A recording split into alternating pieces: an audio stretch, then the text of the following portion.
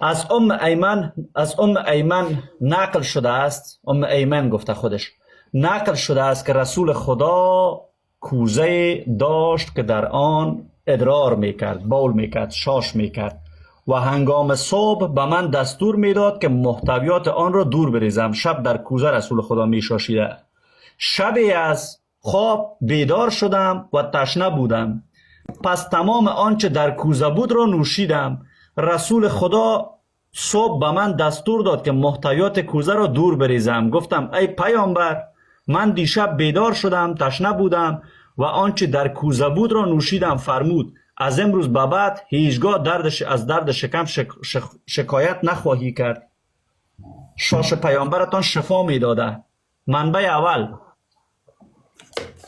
بابش را ببین، باب شفا توسط بول، توسط ادرار.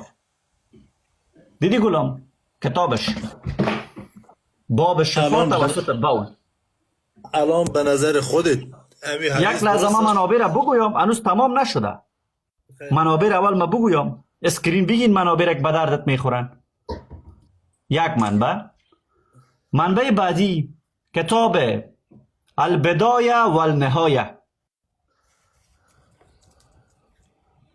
میریم به متن کتاب، اینجا آمده در صفحه چندم؟ صفحه 465 البدایه و النهایه. یک لحظه دوباره صفحه بیارم. بفرما عزیز من. صفحه چندم بود؟ صفحه 466 کتاب البدایه و النهایه. 466. کتاب بعدی معجم الکبیر طبرانی.